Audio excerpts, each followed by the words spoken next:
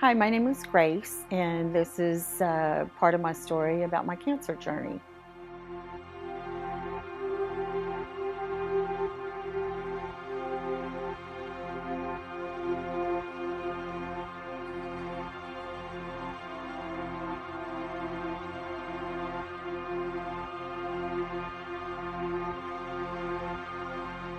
So I was diagnosed with breast cancer on May 4th, 2018.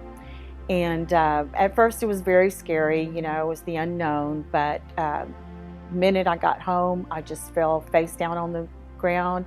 I started praying out to the Lord, really shouting out to the Lord and just saying, please, Lord, take control of this. I've always taken control of everything on my own.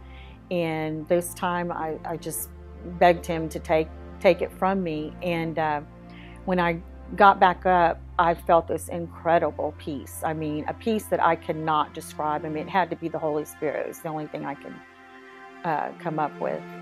I never really asked God why this happened to me. I've talked to several people that, that's all they asked. Why did this happen to me? I just never asked him because he revealed to me that this is a unique way for me to glorify him, to witness to other people about him.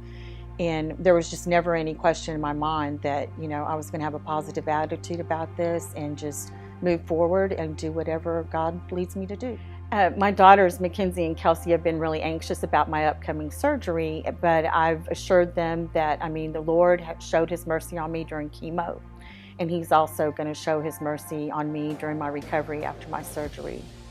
I've been reading a bunch about breast cancer on the internet, and especially different women's experiences through their blogs. And something that really stood out to me is that the women that have faith in God, that have a relationship with Jesus, that they have really made it through chemo without very many complications, and in their surgeries and different recovery periods.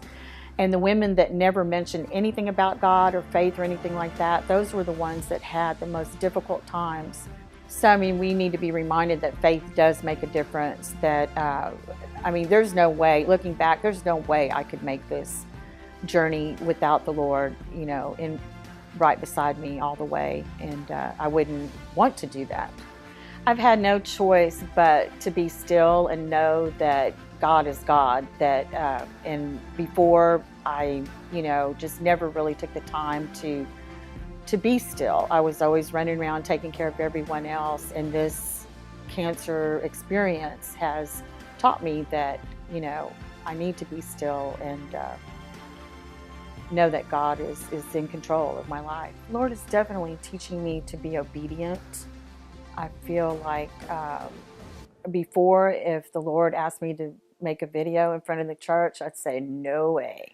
And but now I actually hear his voice, not audibly, but I actually hear him saying, this is to glorify me. Remember, this is to glorify me. And I want to glorify him through this. Right before I came to make this video, I happened to run into a lady that, I was discussing with her that I have surgery on Monday, and she goes, oh my goodness, she said, well, I have, all these lumps in my breast, and she was asking me so many questions. She's scared. She has an oncology appointment on Monday, and I feel like that was no coincidence or accident that God led me to that particular bakery with that particular lady, because we talked for a long time. I answered a bunch of her questions, and she is a lady of faith. I told her, you've got to give control to the Lord. That's the only way you're going to make it through this, and she agreed, and we've exchanged numbers, and it's, I have so many new friendships through this experience because of my cancer. For those of you watching this video, I encourage you to depend on the Lord for all things, just no matter what you're going through.